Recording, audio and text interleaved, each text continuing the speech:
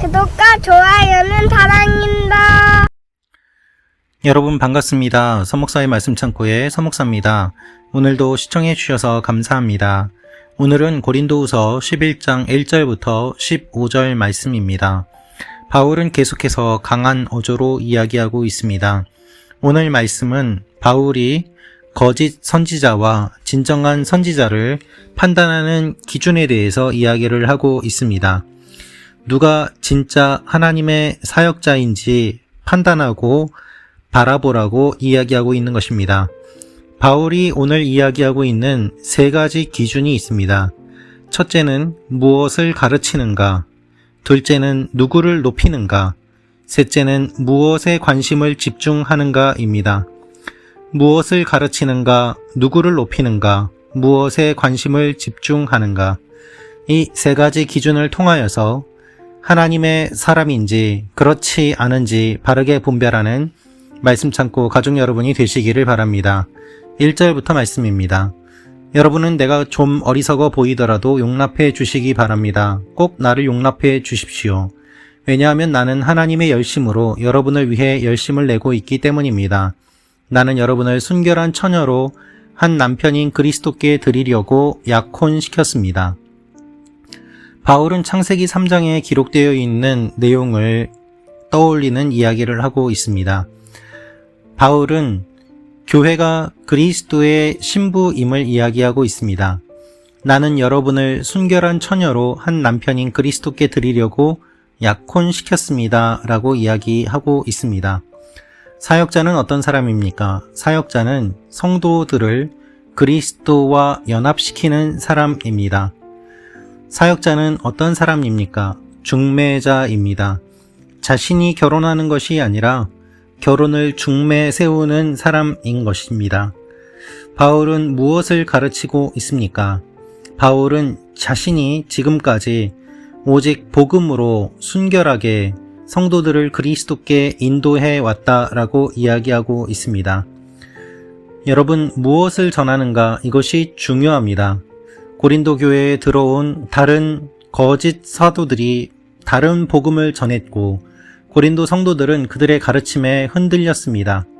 심지어는 그들의 주장에 적극적으로 동조하고 그들 편에 선 사람들도 많이 있었습니다. 평생을 열심을 내어 목회하고 성도들을 위하여 최선을 다하며 사랑을 전하였지만 거짓 선지자들의 마음에 빼앗기고 거짓 선지자들의 가르침을 따라가는 사람들이 있는 것이 슬프지만 현실입니다. 그래서 고린도 교회에도 그와 같은 일들이 일어났고 바울이 전한 복음이 아니라 다른 가르침을 받는 일들이 일어나게 되었습니다. 바울은 그것을 안타까워하면서 지금 이야기하고 있는 것입니다. 걱정하고 또한 근심하고 있습니다. 바울은 복음에 있어서는 자신이 다른 사도들에 비해서 부족함이 없다고 주장하면서 말은 비록 부족할지 모르지만 자신이 전한 복음의 지식은 참된 것임을 이야기하고 있습니다. 여러분, 사역자를 볼 때 그가 하는 말과 행동 어떤 것을 보고 계십니까? 그가 가르치고 있는 내용을 제대로 전파하고 있는지 바르게 분별하고 있습니까? 아니면 그의 외모와 언변과 그의 목소리와 그의 드러나는 것들만 보고 있습니까? 바울은 이렇게 이야기하고 있습니다.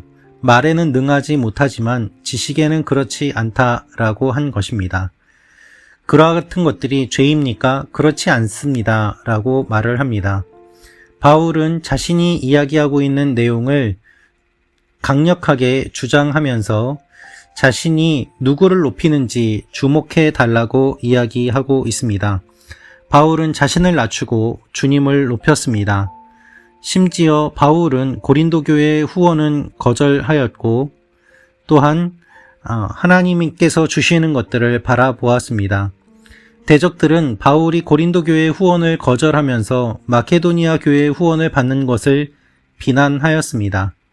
하지만 바울은 그것은 교회에 누를 끼치려는 것이 아니었고 또한 자신은 교회로부터 생활비를 받을 권리가 있음에도 불구하고 그 권리를 포기한 것이다 라고 말을 하고 있습니다.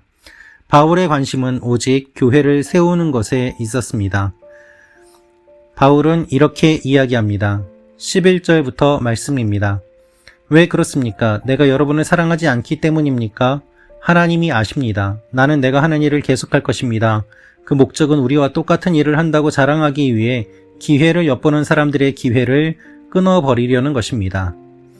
거짓된 사람들의 기회를 끊어버리기 위해서 바울은 자신이 해왔던 일들을 최선을 다해서 계속할 것이라고 이야기를 하고 있습니다. 거짓 사람들을 바울은 이렇게 표현하고 있습니다. 13절부터 말씀입니다. 그런 사람들은 거짓 사도들이요 가증된 일꾼들이요 자신을 그리스도의 사도들로 가장하는 사람들입니다.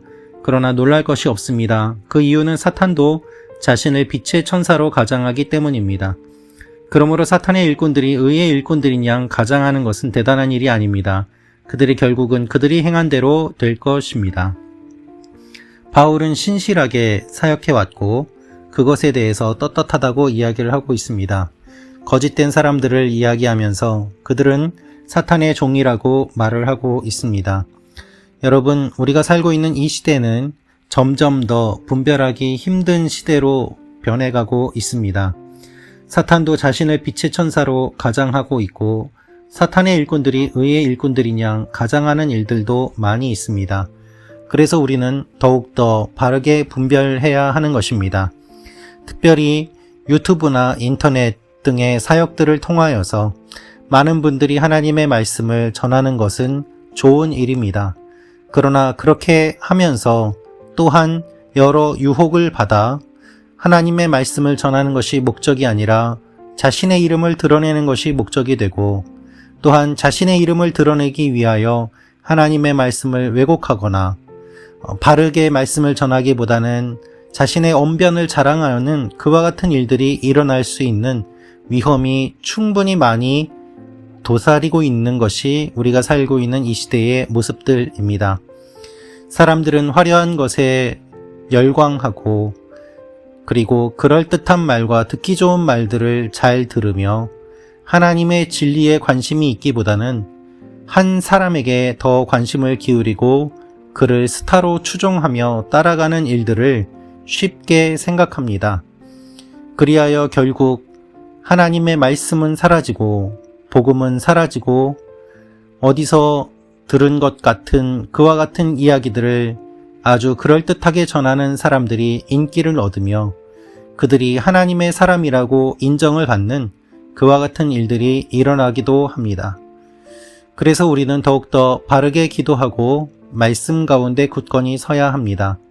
아무리 유명한 사람이고 아무리 말을 잘 한다고 하더라도 그리스도의 십자가가 사라진다면 그것은 아무런 소용이 없기 때문입니다.